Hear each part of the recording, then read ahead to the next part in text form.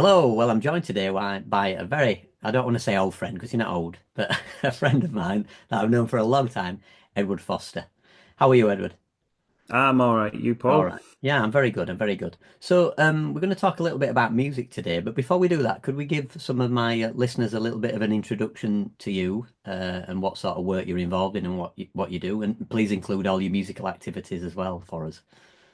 Right. Okay. Well, I suppose you could say I'm an artist. Well, I am. That's my profession: painting, drawing. But also, I'm a musician as well, and and a writer too. So those are my passions and my work in a nutshell. Yeah. And where can So people find your work? You have a website, if you could mention that. yeah, sure. So my website is Yeah. edwardfosterart.co.uk, and you can see all my artwork on there. Also, lots of my music and stuff about my writings. So there's a lot of stuff there, Right. basically. Lovely. Great. So we share a lot of similar kind of loves of music, I think. And I'm wondering if you could talk to us about some of your maybe earliest musical experiences you can remember, maybe with your family and when music really started to have a kind of a profound impact on you. Can you think of is there any strong early memories of that? Well, not specific ones that I can think of at this precise moment. I'm sure Hmm. things might filter in as we talk about it, Right, well, do mention it if it comes to you. but music was essential to my childhood because there was music on all the time in the house. So Hmm. my father was a great lover of classical music, and so his vinyl collection was massive. So we Yeah, would see. have we'd have that on all the time. So I'd have the be Wagner on in the background or something like that, or Okay, yeah. Schubert or something. I didn't fully know what it was when I was very young. So it was, you know, took a while for it to filter through what actually this music is. It But was it kind had of made, on in the background at all, quite a lot of the day then, would you say, when you were yeah, growing and up? Yeah. also my dad sang all the time. So he would, he'd be in the kitchen washing up or, making breakfast for us all. And all I could hear was him singing constantly. So Constantly. he would sing songs from the musicals and Right, things like that, okay. like My Fair Lady and all sorts of stuff like that. And also, he would have Radio Free on. So I remember as a child waking up in the morning and I would hear my dad singing or with Radio Free on. And then my brother, who was 4 years older than me, was really into music as well.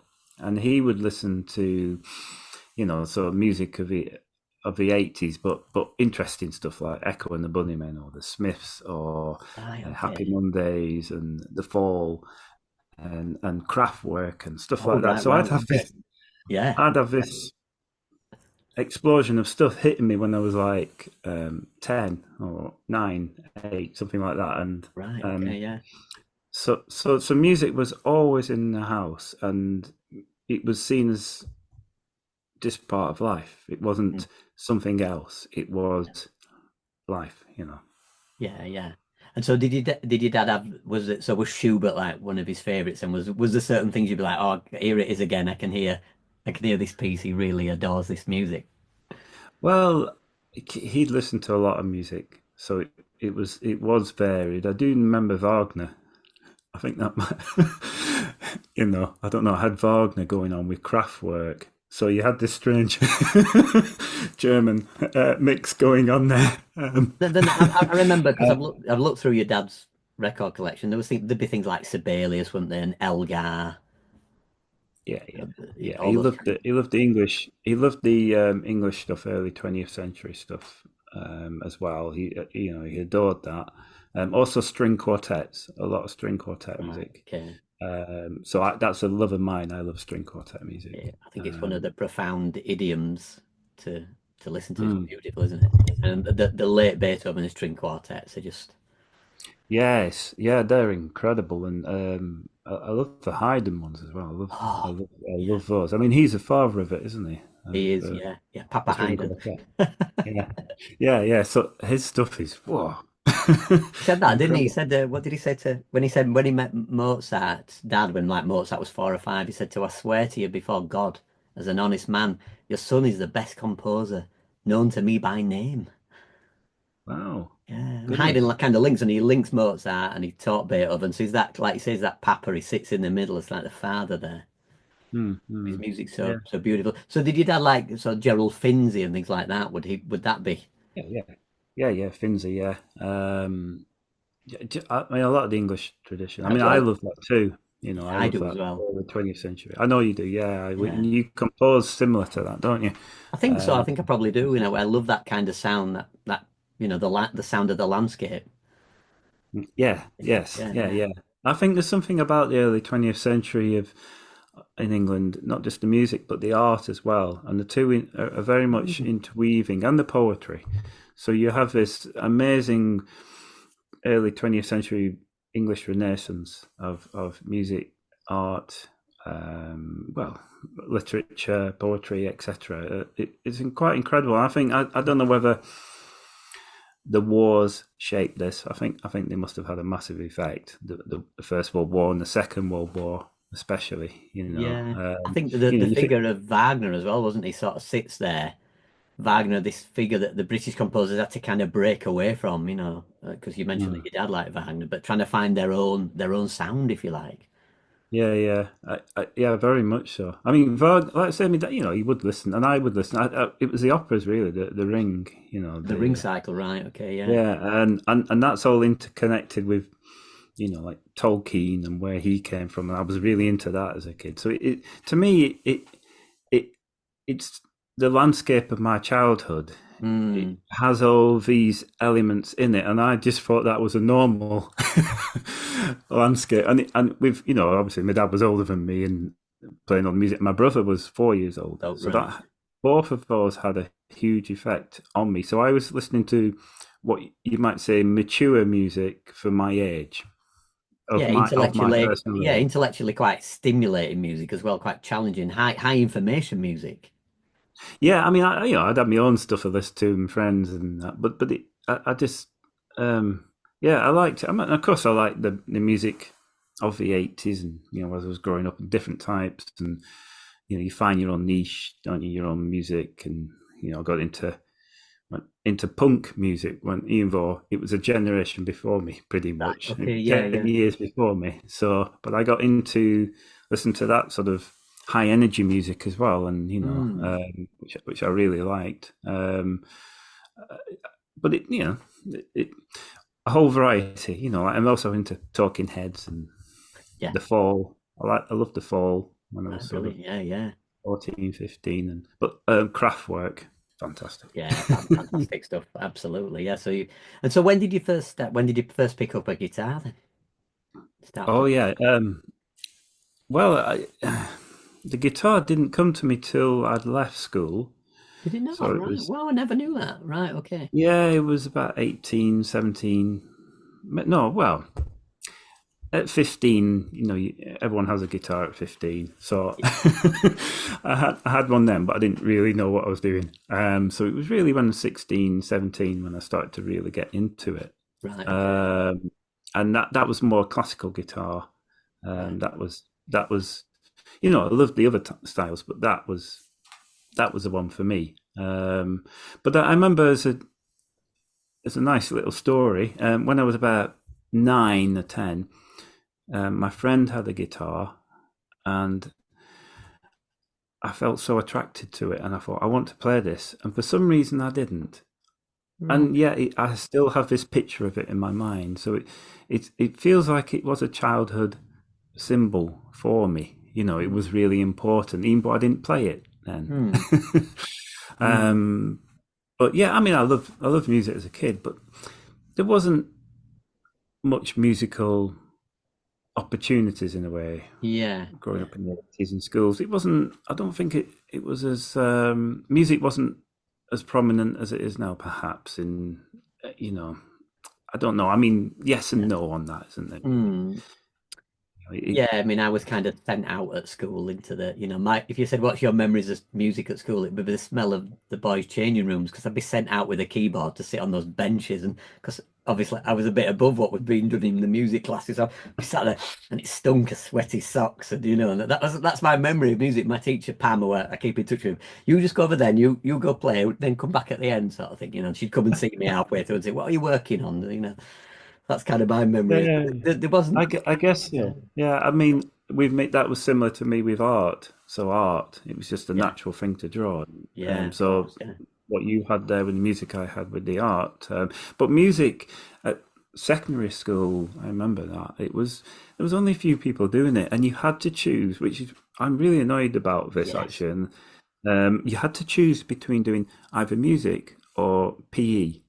So either you go and play football, be a lad, or you go and do music with about Right. five Yeah. other people. And that when I think back on that, that's appalling. That's appalling. I might be wrong, but I think it might be still similar with sort of art, music, and drama. So if you wanted to do all three, I don't think that would be probably possible. I don't know. I might be wrong, but obviously, if you want to be somebody in the West End, you need to do all three. So Yeah, I I don't- think the arts are hugely, hugely underrated. I mean, obviously, I'm absolutely, very and biased. I think it really shapes you, even if you're not going on to be a musician or whatever. It just shapes you as a human. Um, Mm. it keeps you in touch with that. So right, so what sort of things were you doing in your first kind of classical guitar lessons then? The early year or two, was it classical pieces? Was it scales? Did you enjoy that? Yeah, all that sort of thing. I had some nice teachers. So I mean, I was, when you're 18, you've no idea what planet you're on. So it wasn't that my Neither have time I was still. structured. So I mean, it was really when I was sort of 18 when I was getting my act together. So yeah, I just played pieces and bits of scales and things. Went to teachers, had private lessons, Yeah, and then I had gaps where I didn't play much, and then intense moments where I'd play a lot. So the classical guitar, which is a gorgeous instrument, demands a lot of work if you really want mm, to go into it. So there's a factor with time with these things, isn't there? So mm. if you're a musician and you're working on it, there's a lot of hours and you've got to put in. And if you become like a classical musician, if you specialize on an instrument, you've got to put hours and hours of work in every day, haven't you? Yeah, So absolutely, yeah. And so the I fact you mean, started a little later, which I'm quite astonished when I hear you play then. I was going to guess that you started, I've never asked you, that you maybe started when you were 10 or 12 or so. So you must have put quite a bit of work in, Eddie, around that period.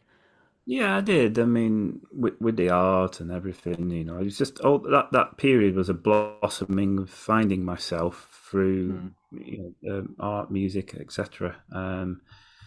But yeah, I mean, it is quite a discipline with the guitar. So I never got to the point where I was um, doing it, playing it in any way professionally or anything like that. The guitar was always a sort of amateur thing until I was getting into my 20s and starting to write music and compose, and then it became more, later on when I started to perform concerts more on it. Yeah, right. Yeah, okay. It'd always been there, and I've done things in it with it and bits of concerts and that, but Yeah. it wasn't until my mid late 20s when I started to do that more because art was the prominent thing in my life, painting and drawing. Yeah, paint and dry. And would you, if the teacher prescribed things, would you just go, would you think, right, I'll do that, this teacher knows what I need. We just go away and do the scales and things. A variety, really. I mean, Mm. I had a few teachers. There's one that stuck out. He's called Fred. He was a Mm. lovely man, and I'd just go to him private lessons, and he'd have like loads of music for me. So, here's some music. Put it on the stand and play it. So he developed my sight reading. Right, yeah. So to a standard where I could just play the music. Yeah. Obviously there's going to be bits of mistakes, but Yeah, also yeah. he talked to me about music, not just playing pieces. It was about a feeling, and also about expression and also to improvise on within things too. Yeah. So he was a lovely, lovely man and a lovely teacher, Mm. and he taught me more about music than playing the guitar, if you know what I mean. Yes. Right. Yeah. Yeah. So I on the guitar, I never got to a standard of professional play. Never got to that because the amount of work to do on the technique Yeah. was Yeah. it wasn't for me. And also the time, and also people who do that, I think they're brilliant to put that Yeah. time in. But I would write music instead and do my own composition. So that's what I did. I went more into that side. Right. Yeah. Well, I mean, technically, it's such a difficult instrument to play, isn't it? The classical guitar. Yes, it is. Yeah, I've seen videos with classical guitarists with Brian May from Queen, and he's in awe. They're sat next to each, and he's just like, wow, it's just it is difficult, and you have to put. It's like everything. You got to put the time and commitment in. yeah. That's the thing. But a beautiful instrument. And I did 2 albums on it Yeah. on the guitar, and and I did a lot of concerts, and I Yeah. just loved it. And did you have sort of like, so, like there's obviously two guitarists kind of stand out in the genre, like Bream, Julian Bream, and then John Williams. Were you kind of into those kind of players when you were in your 20s? Then were you like listening Oh to yeah, them? Or yeah. And Segovia was the Segovia obviously. as well? Yeah. Yeah, he was um, the god. So Julian Bream, John Williams, yeah, nice, but too too clean. I mean, Yeah. don't get me wrong, absolutely wonderful, brilliant player. Mm-mm. But you're either a Julian Bream or a John Williams. Yeah, yeah. I Well, was a I'm the Bream. Julian Bream. I'm Yeah, I the was a Bream. Bream. Yeah. Yeah, because his expression and his feeling and what he does with it is wonderful. So he's in that Segovia Yeah. style. So there's lots of guitarists. I mean, I got so much guitar music on CDs, albums, hundreds, Yeah. Right. obviously. So if you play an instrument, you collect the music of that You do, as you instrument. can see behind you, you collect the CDs, that you collect the albums. And I love classical guitar. I mean, I've got quite an extensive collection myself. And I Mm. particularly with Bream, I found what love was when he would commission all these British composers, wouldn't he? He would really work Yeah, hard at trying to get like Walton with the five bagatelles. There's and other Britain people. as well. He Yeah, nagged Britain, didn't he, to yeah. till he finally gave in. And then there's that awfully difficult piece. I mean, Michael Tippett, the blue guitar. I think it's really super difficult. But I like, mean, yeah, yeah, I mean the classical guitar. I mean, I loved it. To be honest, in the last few years, I've moved away from it because, and now when I oh, look back at, there's a picture behind gives us a little clue. I think if you move your head oh yeah, the lute, to the yeah. lute. So I play the lute now, the Renaissance lute. So with the classical guitar, I loved it, and I think it's still beautiful. But to me personally, this is only on the personal thing. I'm not saying for everyone, but to me, the lute has eclipsed it. In Yeah, fact, it's more than eclipsed it. Um, it's just a reverie finding the lute, yeah, and I when I listen to classical guitar now, I mean, it's still beautiful now, but I don't know. I don't think it's in the same league as the lute, yeah. So you were which always is looking for the slightly lute. it's slightly controversial thing to say, perhaps that, but I think the guitar is beautiful. The classical guitar is like the roots of a tree, whereas the lute is the branches. To Right, me, okay, I like that. Wasn't there a yeah, point in there a video on the internet of like, didn't Bream show, was it was it Stravinsky the lute? I don't know, I might be mistaken. Can't remember. yeah. There is, yeah, Not sure if he was and too impressed. I don't know. well, Bream played the lute, obviously, but obviously he played a lute that was um, new in a sense. It had been remade, and it was remade to fit his classical guitar playing style. Right, okay, So yeah. Bream doesn't really play it Not a in a lute lute play, yeah. way, Mm. So it's a but skill in there's itself. different. It's a skill in itself, surely. Oh yeah, I mean the lute. There's different types of lute playing. I mean, if we could talk. I could talk this about 200 hours. So just be prepared. There's different types. So with a classical guitar, if you can see my hand, Yeah, the classical guitar, is like that with Yeah. your hand when you're playing. So you got your fingers, you Yeah. got your thumb. With a lute, it's like that. Yeah. So Right. Yeah. then you got that. But that's for the early Renaissance lute. Gradually, through the 1500s and certainly into the 1600s, the hand started to do this. Right. Okay. Right. Yeah. Especially when you got into like the Baroque lute. So lutes again, it's like saying I play the guitar, and then you say what type of guitar. The lute is exactly the same. I play the lute. And you say what type of lute. Yeah.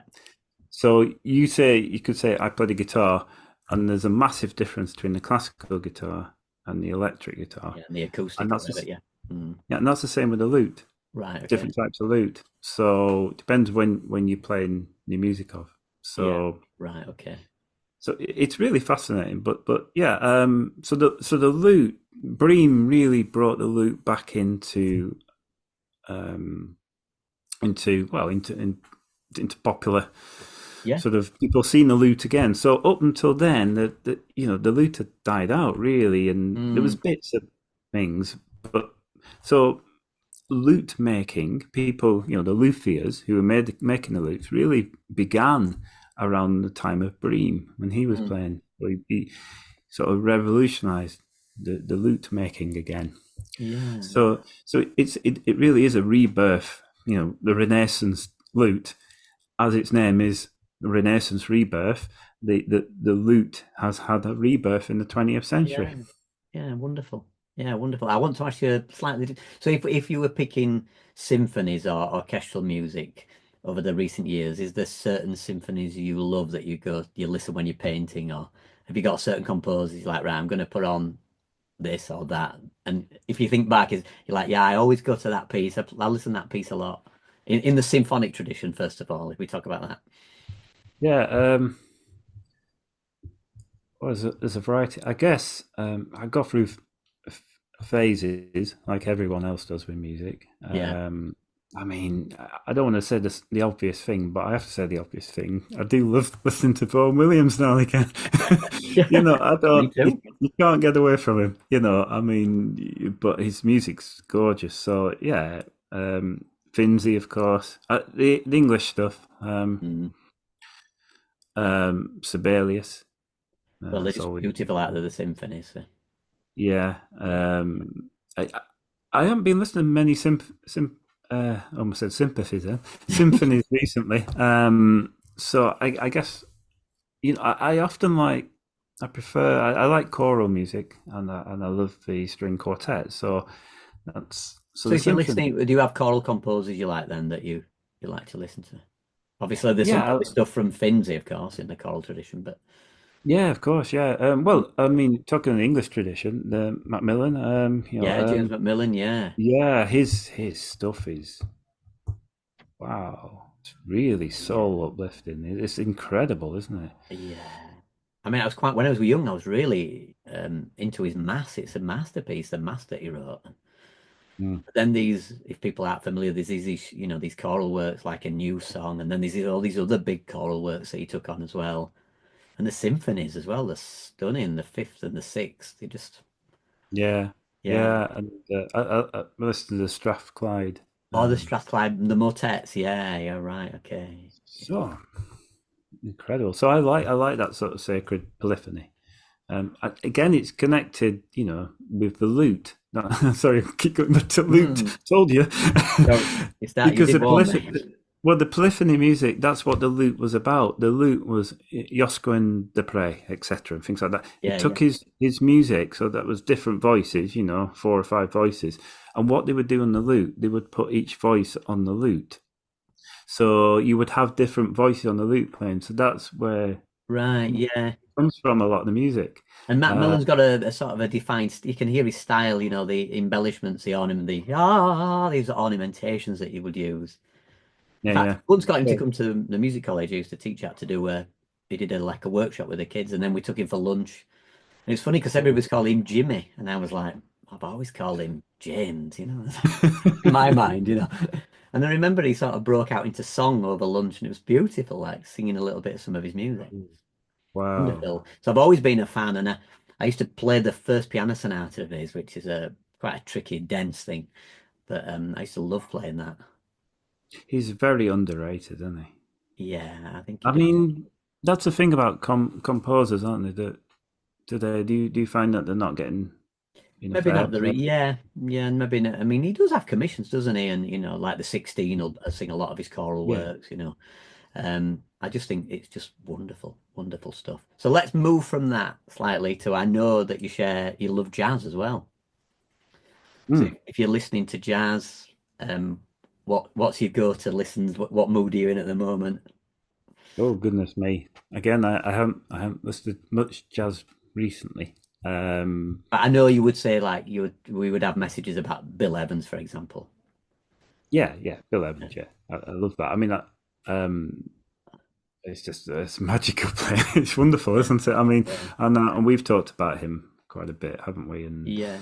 And I know you're a big fan of Bill Evans, aren't you? I mean, Absolutely, yeah. Any bootleg that comes out, like because his do playing's you? always so solid, whatever the bootleg is, whatever night it is, it's always on. And he had such a tortured life with his addiction to drugs.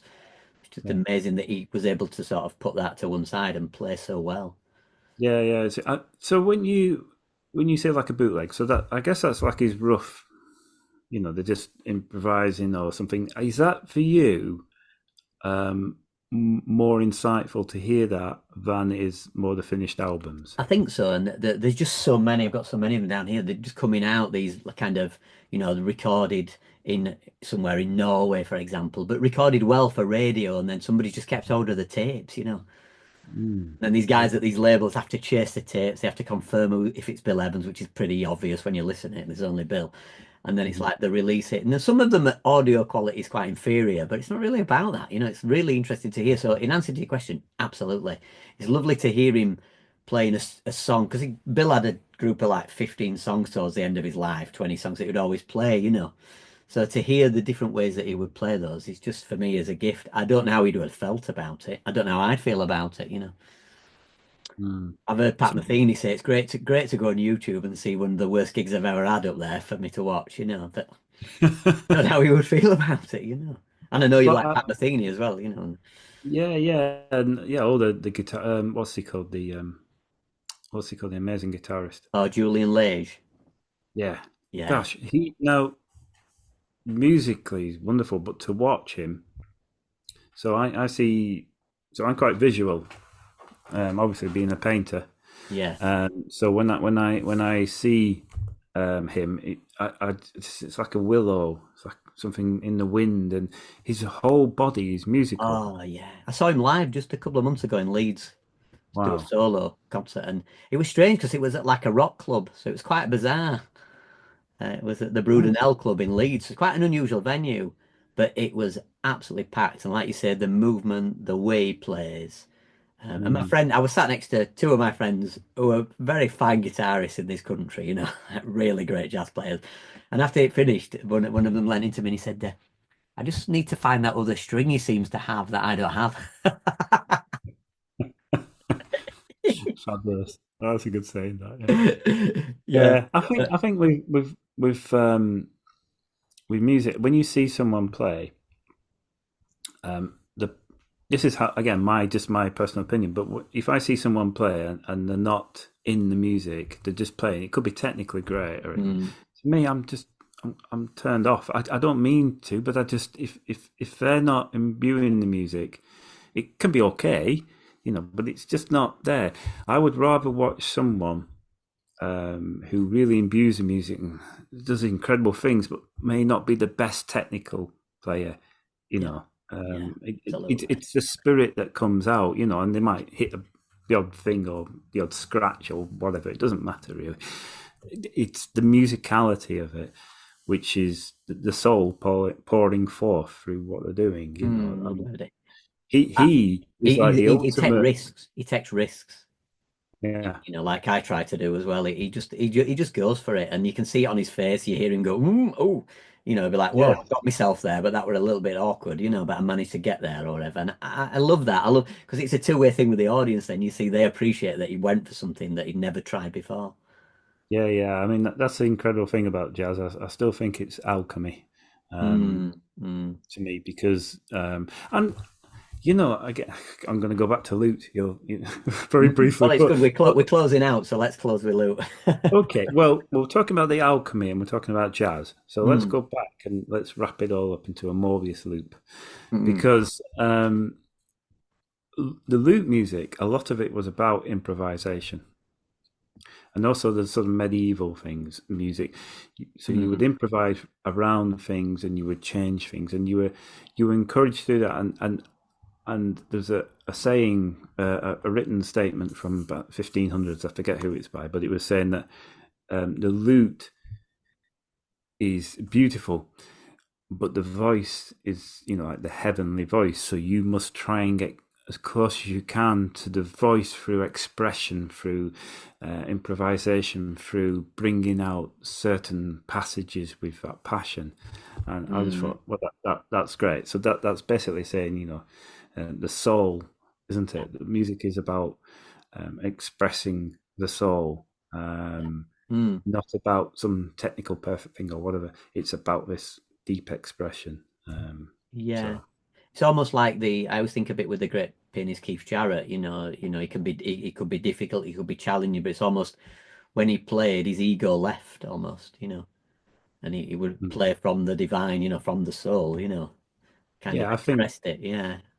from the divine, I like that. It is. It's coming through. Yeah. So even if I play some music on the lute, and I'm reading music, I can sense it. And or if I just the lute is lovely to improvise on. If I just improvise and play on the lute, it's the Yeah. same thing. And of course, you've been the master of Good improvisation. at that. But you are, so you have all the technical things, you have all the years of practice and experience, etc. But still, there's that voice, that feeling, that something that we cannot put our hand on or fingertip on that comes through you. Yeah, it's like going on a path and you just in a forest and you think, how did we get here? You just don't know, and that's what's beautiful about it. Mm. Yeah, it's been lovely to talk to you about music, Eddie. Yeah, We could talk all day. yeah, that's the problem. So maybe we should. Wrap We can up. always do some more, can't we? Yeah, we could do some more. Well, thanks so much, Eddie. Thanks so much. No, thank you, Paul.